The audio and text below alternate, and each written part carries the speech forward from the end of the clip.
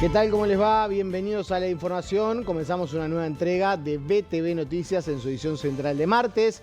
Mañana nos volverá a acompañar nuestra habitual compañera Stephanie Line para la conducción del noticiero. Hoy tenemos muchísimos temas para desarrollar, mucho que está aconteciendo a esta hora, mucho también vinculado a actividades del presidente de la República y algunas resoluciones judiciales importantes que tenemos para compartir con todos ustedes. No solamente de nuestro país, sino también de la República Argentina y que termina impactando de lleno en lo deportivo. Fiorella Rodríguez, ¿cómo le va? ¿Cómo anda? Nico, el saludo para vos y la gente del otro lado.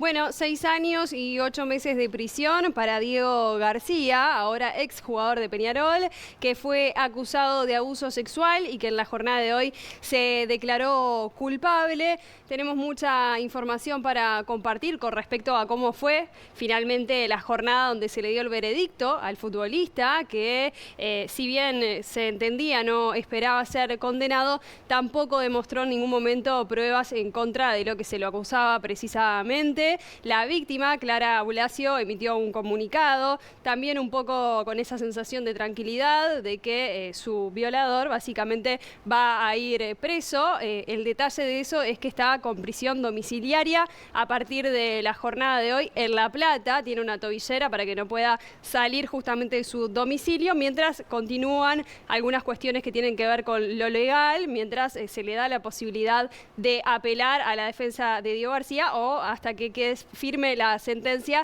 así que en ese proceso va a cumplir la pena en domicilio. Muy bien, así que vamos a estar con todos esos detalles un ratito nada más. También hay mucho del ámbito internacional. Deli, ¿cómo le va? ¿Qué tal, Nico? ¿Cómo estás? El saludo para ti y para la gente en casa. En el segmento internacional vamos a estar hablando de Medio Oriente porque Israel cesó a varios generales. El ejército de Israel cesó a varios generales en las últimas horas. ¿Por qué? ¿Cuál es el argumento para llevar a cabo esta decisión? Bueno, lo que fue el fracaso por impedir los ataques del 7 de octubre del 2023 perpetrados por Hamás. Ahora, como ya lo venimos diciendo, comienza ese periodo que tiene el gobierno de Netanyahu de hacer una autocrítica sobre qué sucedió el 7 de octubre. Bueno, en otras informaciones, masivas protestas de agricultores en México están bloqueando un puente internacional muy importante entre Estados Unidos y México, por donde se comercializa el 70% de los productos, las importaciones y también las exportaciones. Bueno, ¿qué es lo que rechazan? ¿Qué están en desacuerdo? Bueno, rechazan una serie de reformas de la Ley General de Aguas promovida por la presidenta Claudia Sheinbaum. Bueno, como siempre, esto y más en el segmento internacional. Gracias, Deli.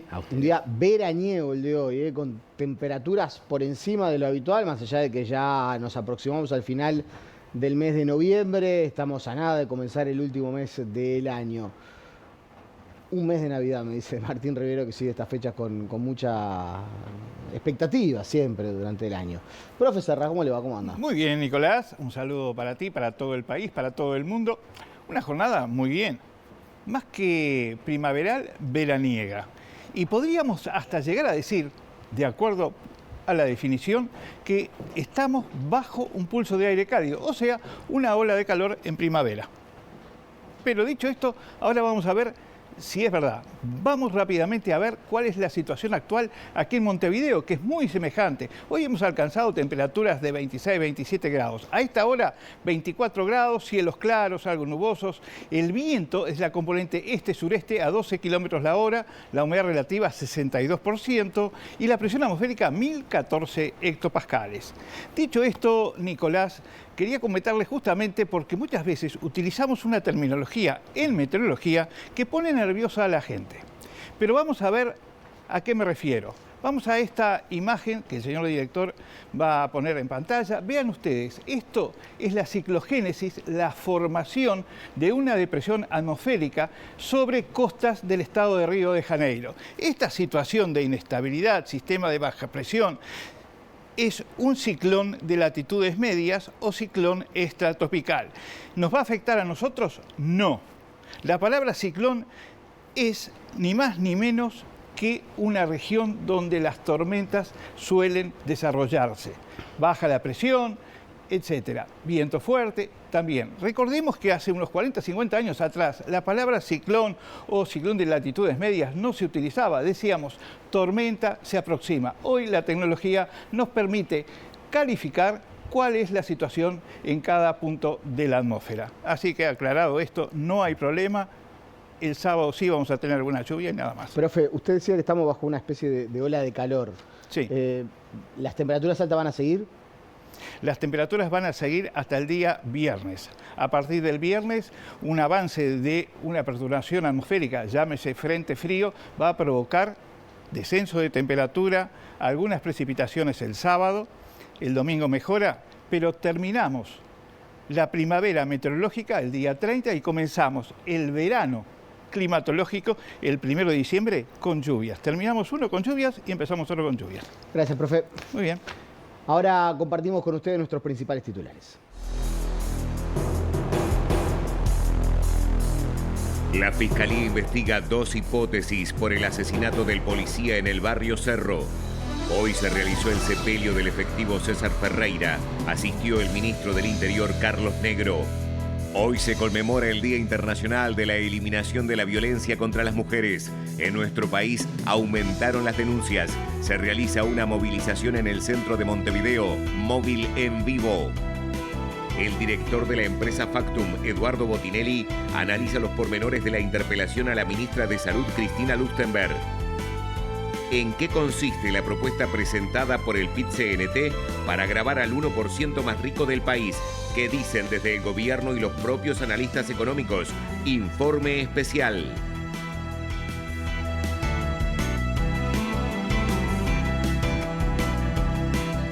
Empezamos el desarrollo de la información. Como les contábamos, hay 2 hipótesis en torno al asesinato de un efectivo policial en el Cerro de Montevideo, ese caso tan sonado del comienzo de la semana.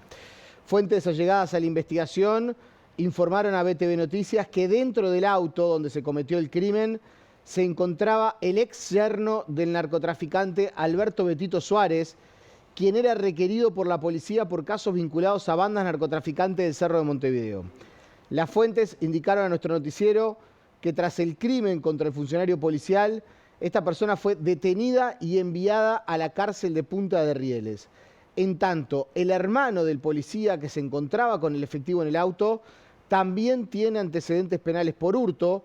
La otra hipótesis, es decir, descartando la posibilidad de que haya una especie de ajuste de cuentas o enfrentamientos por temas vinculados al narcotráfico, que quizás no tienen por qué estar vinculados al efectivo policial, pero sí probablemente puede ser una de las hipótesis a su hermano. Bueno, la otra hipótesis que es tal como se había anunciado, que haya existido un intento de rapiña y que el efectivo policial repelió la agresión. Este martes se realizó el sepelio y velatorio de César Ferreira, asesinado en la madrugada del pasado lunes, como les contábamos en el Cerro Montevideo. El velatorio fue en el buceo y el sepelio a las 14 horas en el cementerio del Cerro. En esta última instancia se hicieron presentes para acompañar a familiares y amigos de César Ferreira, el ministro del Interior Carlos Negro y la subsecretaria Gabriela Verde. Además, estuvo presente el exministro del Interior Nicolás Martinelli. Ferreira fue asesinado el lunes a la madrugada tras un intento de rapiña en el Cerro. Tenía 31 años y hacía 12 años que era policía. Esta mañana, en una actividad en Torre Ejecutiva, el ministro del Interior Carlos Negro se refirió al hecho y sostuvo que el Ministerio del Interior atraviesa horas y días difíciles y que el asesinato de un policía es un episodio trágico. Nos vamos rápidamente al Parlamento. Allí está Matías Garro con la votación en el marco del presupuesto nacional, sobre todo a nivel del Senado. Se viene avanzando en los últimos flecos. Son los últimos días claves para llegar a la votación definitiva. Matías, adelante. Exactamente, Nicolás, gracias. El gusto de saludarte a ti, también a todos los televidentes. Presupuesto quinquenal que ayer se votó en comisión y que hoy se va a votar en general en el plenario de la Cámara de Senadores. Los próximos días se va a estar discutiendo, bueno, aquellos artículos donde no hubo consenso. Algunas novedades, se hablaba de aproximadamente unos 300 millones de pesos, unos 7 millones de dólares que van a ser reasignados para lo que tiene que ver con la UTEC, con la ANEP y también con la Universidad de la República, así como también para la Fiscalía. Fuentes legislativas nos indicaron que esos recursos se van a sacar de partidas no ejecutadas de la CND, de Presidencia y del Ministerio de Defensa Nacional. Esa es la información que manejamos por estas horas.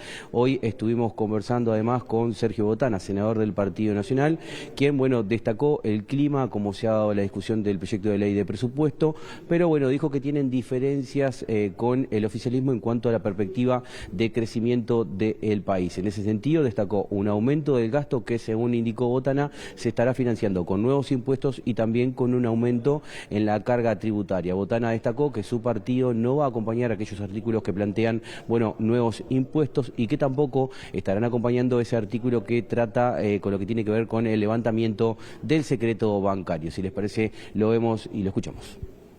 El planteo del presupuesto es un planteo con un enorme nivel de gasto y que para poder financiarlo el Poder Ejecutivo hace una apuesta a la creación de nuevos impuestos y a un crecimiento fuerte, desmedido de la presión tributaria. Desde ese punto de vista, obviamente nuestra discrepancia, y esa parte no la votaremos, como tampoco vamos a votar el levantamiento del secreto bancario, que podría llevar, manejado del modo que estaba planteado, a un estado persecutorio, un estado policíaco, que no corresponde. Nos preocupa que el presupuesto no trabaja sobre los costos de producción. El crecimiento previsto por el gobierno tiene poca probabilidad de darse porque es la duplicación del ritmo de aceleración del crecimiento económico. Y bueno, y de verdad que ¿quién va a venir a invertir a un país donde la competitividad se pierde cada día por los altos costos que tenemos, donde nuestro trabajo medido en dólares es carísimo, el nivel salarial? Eso arriesga los puestos de trabajo de los trabajadores, pero además los salarios no dan buen poder adquisitivo, no dan para comprar lo necesario para las familias. Entonces, de verdad que el país va a tener que encarar este tema con otra seriedad. Y por su parte, el senador Sebastián Sabini del Frente Amplio respondió indicando que si no hubiera ganado el Frente Amplio el gobierno, hoy se estaría hablando de un ajuste fiscal. Lo vemos y lo escuchamos. Lo primero que, si no hubiera ganado el Frente Amplio, seguramente hoy estaríamos discutiendo un ajuste fiscal. ¿Sí? Hoy no estamos discutiendo un ajuste fiscal, estamos discutiendo unas modificaciones impositivas que permiten incrementar los recursos en educación, en salud, en seguridad. Tenemos una perspectiva en donde el gobierno ha presentado pautas salariales para aumentar los salarios más sumergidos, en donde vamos en busca de mejorar la inversión privada y a recuperar la inversión pública. Nosotros sabemos que estamos en un contexto, digamos, internacional complejo, de eso no hay duda, pero somos optimistas en que vamos a lograr aumentar los niveles de inversión, porque fue lo que logró el Frente Amplio en el pasado, no solo la inversión privada, también la inversión pública. Hay un plan de obras que es muy ambicioso, retomamos también todo lo que son la inversión de las empresas públicas y creemos que lo que está plasmado en el presupuesto es lo que va a ocurrir, ¿sí? Que vamos a seguir con una baja inflación, que vamos a poder recuperar los salarios más sumergidos y que además vamos a poder en las sucesivas rendiciones de cuenta dotar de mayores recursos, por ejemplo, a la Universidad de la República, a la ANEP y a la UTEC también. Dentro del hemiciclo ahora está haciendo uso de la palabra el senador Sebastián da Silva del Partido Nacional. Nosotros nos encontramos en la antesala de la Cámara de Senadores, donde se espera que aproximadamente a las 19:30 la bancada de senadores del Frente Amplio esté brindando una conferencia para dar más detalles del proyecto de ley de presupuesto. Por otra parte, comentarles ya para ir finalizando que se aprobó también la interpelación a la ministra Sandra Lasso, ministra de Defensa Nacional, una interpelación impulsada por la oposición tras lo que fue el anuncio del gobierno de frenar de alguna manera el contrato con el astillero Cardama para la construcción de 2 patrullas oceánicas. Estas son las principales novedades por ahora desde aquí, desde el Palacio Legislativo. Reitero, entonces estaremos volviendo seguramente con una conferencia de la bancada de senadores del Frente Amplio. Muchas gracias, Matías. Quedamos atentos ante una nueva convocatoria. Vamos a contarles que en nuestro país aumentaron las denuncias por violencia de género en el marco del Día Internacional de Eliminación de la Violencia contra las Mujeres. Se presentaron cifras de los primeros 9 meses del año. Hubo 13.553 consultas presenciales y cerca de 3.000 vía teléfono o por videollamada, e incluso hay 15 equipos que asisten a hombres violentos en 20 localidades de todo el país. En la actividad realizada en el auditorio de Torre Ejecutiva hubo presencia de autoridades del gobierno y de organizaciones sociales. La presidenta de InMujeres, Mónica Xavier, dijo que hay muchos canales por donde ayudar a las mujeres, pero falta coordinación interinstitucional. Tenemos situaciones de riesgo en donde desde el instituto tenemos la posibilidad de evaluar el riesgo y que las mujeres y sus hijas e hijos estén en lugares de protección, y tenemos un servicio para varones que esencialmente tiene que ver con evaluar el riesgo frente a varones que han tenido la decisión judicial de portar tobilleras, pero el instituto en realidad lo que está más preocupado es por llegar a las mujeres que hoy no llegan. Lo que digo es que esta instancia nos pone en un proceso de discutir sobre este tema y ver qué debemos hacer desde el punto de vista legal. En nuestro país existen 35 servicios de atención psicológica y legal para mujeres uruguayas inmigrantes. Durante el periodo de enero-septiembre de este año se atendieron 5.278 mujeres y hubo 13.553 consultas presenciales. El Estado cuenta con 15 equipos de atención a varones en 20 localidades de todo el país. Actualmente hay 1.307 varones que protagonizaron hechos de violencia que también están siendo asistidos. Tenemos hace ya más de 10 años un crecimiento impactante en las denuncias de violencia doméstica. Se han mantenido, digamos, luego de ese crecimiento explosivo que se generó, se ha mantenido en una meseta muy preocupante. Ante hechos de violencia, llamar al Servicio Nacional al 0800 41 41, desde un celular al asterisco 41 41, y las personas sordas pueden llamar al 092 626 928 por videollamada. Bueno, y seguimos con este asunto. Nos vamos al móvil rápidamente con Lucía Betancourt, a una actividad justamente en el marco de este Día Internacional contra la Eliminación de la Violencia hacia las Mujeres. Lucía, adelante. ¿Cómo estás, Nico? Exactamente, nos encontramos en la Plaza Independencia, que es uno de los puntos donde se van a reunir y se están reuniendo a esta hora mujeres de negro, como desde hace 15 años, nos decía recién Teresa Herrera, que realizan esta marcha que se va a trasladar hasta la Intendencia de Montevideo. Esto no quita que también va a haber otra movilización que se va a extender hasta la Facultad de Derecho, pero ya le damos paso a Teresa, que muy amablemente nos brinda estos minutos. Una nueva marcha, las reivindicaciones siguen siendo las mismas, pero también se suman y reivindicando la importancia de decirle basta a la violencia. Exactamente, siempre, como todos los años, diciendo esto, y bueno, y tratando de conseguir presupuestos genuinos, políticas públicas, aplicación efectiva de la ley 19.580, y bueno, y acompañando en esta marcha a todas las mujeres, niños, niñas y adolescentes, estar con ellos y con ellas, porque en realidad esto parece no terminar nunca, y sí, queremos que realmente termine, pero además, en este particular año estamos hablando de violencia vicaria y estamos hablando de violencia digital. Tú decías algo que no parece que no terminar, y cada año hablamos de al menos 30 mujeres muertas, ya van 33 en lo que va, según las cifras oficiales, por violencia, distintos tipos de violencia. Son más además, son más porque hay algunas muertes dudosas que nosotros estamos seguras que son violencia de género.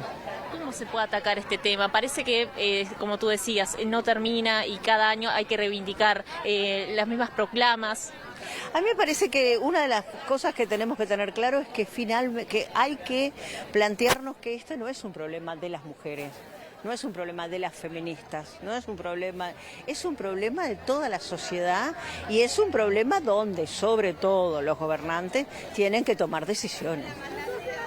Entonces realmente tenemos que pensar que es hora de que esto se convierta realmente en tenemos una declaración de emergencia nacional hace años que no se implementa, que no se trabaja, y hay mucho discurso, mucha cosa, pero bueno, las mujeres siguen muriendo, y además con fenómenos como este de la violencia vicaria, donde mueren niños, niñas y adolescentes, es decir, no tenemos los juzgados que tenemos que tener, en realidad estamos en mora con esto. Nosotros teníamos expectativas con este nuevo gobierno que había largado muchas esperanzas,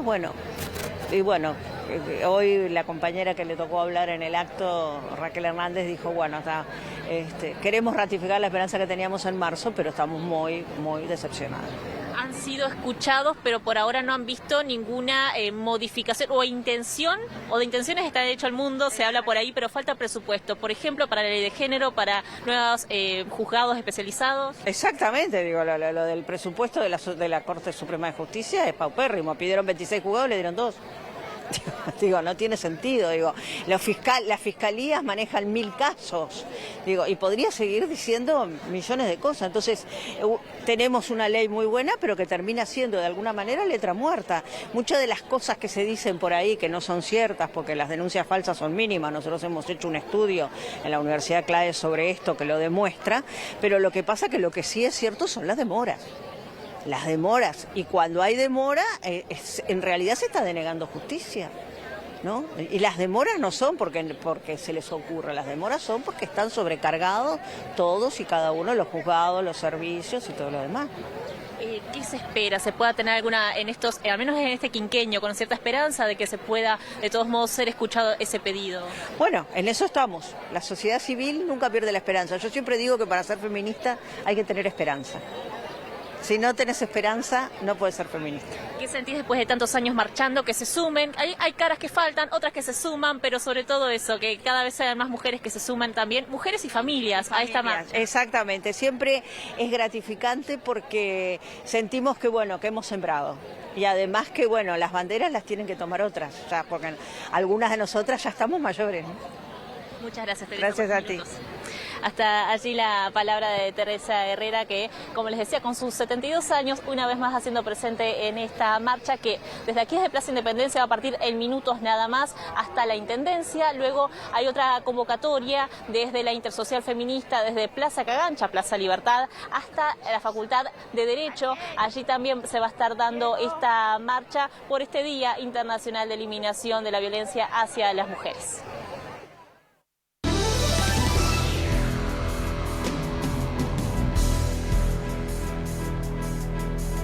Agradecemos a Lucía por este aporte. Ahora momento de abrir la ventana al mundo. Deli, ¿cómo le va? Muy bien, muchas gracias, Nico. Vamos a comenzar con lo que decíamos en el arranque del noticiero.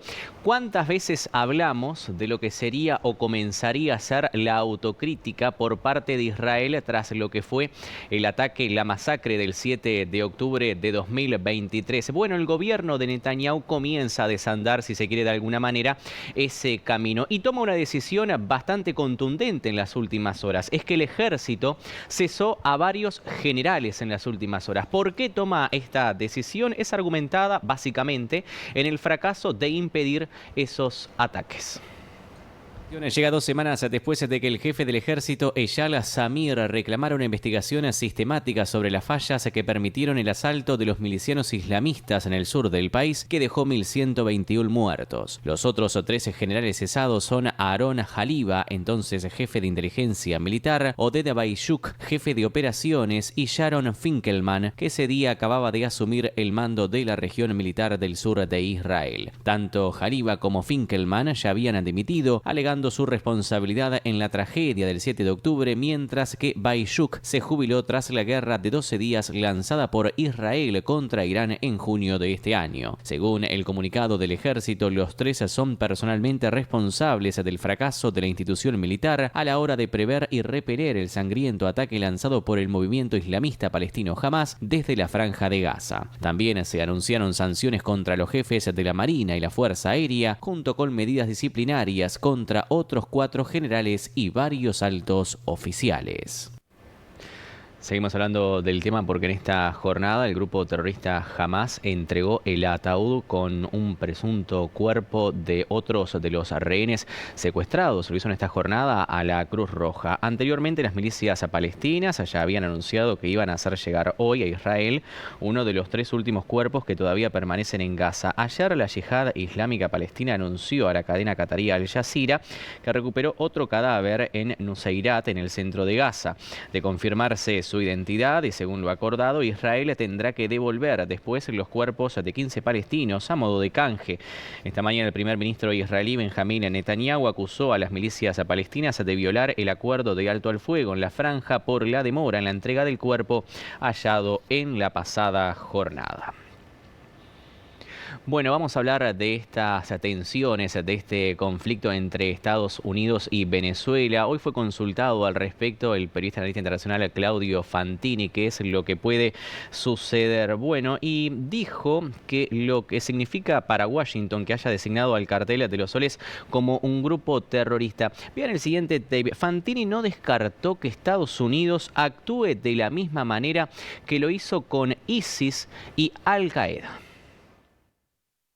Lo que hasta acá estaba en palabras del presidente Trump, lo que acá reducía su existencia a lo puramente retórico, salido de la boca de Donald Trump, ahora se convirtió en una posición oficial del gobierno de los Estados Unidos, porque ha sido documentado de ese modo por la Secretaría de Estado norteamericana.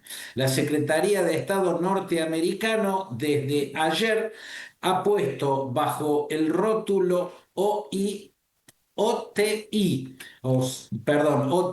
vendría a ser la OTE, es Organización Terrorista Extranjera, y lo que es calificado oficialmente como organización terrorista extranjera es un blanco militar de los Estados Unidos. Para ponerles un ejemplo, una OTE era Al Qaeda y también ISIS. Estados Unidos atacó militarmente a Al Qaeda primero en Afganistán y finalmente en Abbottabad, en esta ciudad pakistaní donde fue abatido Osama Bin Laden, bajo el rótulo OTE, Organización Terrorista Extranjera. Estados Unidos libró una guerra directa contra ISIS, ¿no? Junto con los peshmergas kurdos, los combatientes kurdos en el noreste de Siria. Las fuerzas norteamericanas combatieron a los yihadistas de ISIS. Por lo tanto, que el Cártel de los Soles, cuyos jefes, según Estados Unidos, son Nicolás Maduro y Diosdado Cabello, estén considerados organización terrorista extranjera, quiere decir que a partir de ahora puede ocurrir con él lo que ha ocurrido con ISIS y con Al Qaeda. Vamos a hablar ahora de lo que significa la guerra entre Rusia y Ucrania, porque vean ustedes, Finlandia propuso un alto al fuego parcial en Ucrania para facilitar las negociaciones de paz impulsadas por Estados Unidos. En tanto, la ONU pide que las negociaciones tengan en cuenta el impacto sobre los civiles. El primer ministro finlandés Petteri Orpo señaló que un acuerdo entre Rusia y Ucrania para no atacar la infraestructura energética del otro país serviría para fomentar la confianza mutua y permitiría centrarse en las negociaciones de paz propiamente dichas. Según el primer ministro finlandés, las negociaciones a varias bandas entre Estados Unidos, la Unión Europea, Ucrania y Rusia avanzan en la dirección correcta ahora que Washington empezó a tener más en cuenta las posturas de Kiev y de Bruselas. La llamada coalición de voluntarios, formada por unos 30 países que apoyan a Ucrania, entre ellos Finlandia, tiene previsto mantener este martes una reunión virtual para analizar la evolución de las negociaciones del plan de paz impulsado por Washington. En ella participarán entre otros los mandatarios de Francia, Reino Unido, Alemania, Canadá y Finlandia, así como el secretario general de la OTAN, Mark Rutte. En tanto, desde la ONU piden que las negociaciones de paz para Ucrania tengan en cuenta el impacto sobre los civiles. Vamos a hablar de México ahora porque ven ustedes, una protesta de agricultores, provocó el bloqueo de uno de los puentes más importantes que conecta México con Estados Unidos. La medida se produjo en el marco de un paro nacional de campesinos. ¿Qué es lo que reclaman en rechazo de qué? De una serie de reformas de la Ley General de Aguas promovida por la presidenta Claudia Sheinbaum. La movilización tuvo lugar en el Puente Internacional Zaragoza que comunica a la mexicana ciudad Juárez, estado de Chihuahua, con la estadounidense El Paso, estado de Texas. El 70% del comercio entre México y Estados Unidos viaja a través de este tipo de cruces terrestres, según estimaciones oficiales. Los agricultores inconformes protestaron contra una serie de reformas a la Ley General de Aguas promovida por la presidenta Claudia Sheinbaum con el fin de impedir la venta de títulos de concesión o su transmisión entre particulares. Los trabajadores agrícolas también irrumpieron en las oficinas administrativas de la aduana en Ciudad Juárez. Agricultores temen que al momento de vender un terreno la nueva ley les impida ofrecer su concesión de agua junto con la tierra. En la conferencia de prensa en Ciudad de México, la secretaria de Gobernación, Rosa Iselda Rodríguez, afirmó que no hay motivo para las movilizaciones, salvo que respondan a motivaciones políticas. Quiero decir muy claro, aquí estamos con toda la disposición de diálogo. Ahora, también les quiero decir que muchos de estos líderes tienen carpetas abiertas desde hace muchos años. ¿De qué delitos, perdón? Tienen carpetas abiertas de obstrucción de las vías principales. O sea, que tienen, incluso algunos de ellos han estado detenidos, no en nuestra administración. Pero ellos tienen toda una historia de bloqueo de carreteras, de toma de casetas, etcétera. Al menos 13 personas murieron en el sur de Tailandia por las importantes lluvias torrenciales que azotan al país desde hace una semana, según anunció la Agencia Nacional de Gestión de Desastres. El gobierno declaró en esta jornada el estado de emergencia en varias provincias. El Servicio Meteorológico prevé más precipitaciones esta semana. Desde el jueves más pasado, 1.200 personas fueron evacuadas de sus hogares. El primer ministro anunció a la prensa que se desplegarían más botes y camiones para proceder a las evacuaciones. Tailandia experimenta habitualmente fuertes lluvias de junio a septiembre, pero los expertos afirman que el cambio climático de origen humano intensifica las condiciones meteorológicas extremas. Hasta aquí el repaso de las noticias más destacadas a nivel internacional a esta hora, Nico. Gracias, Deli. A ustedes.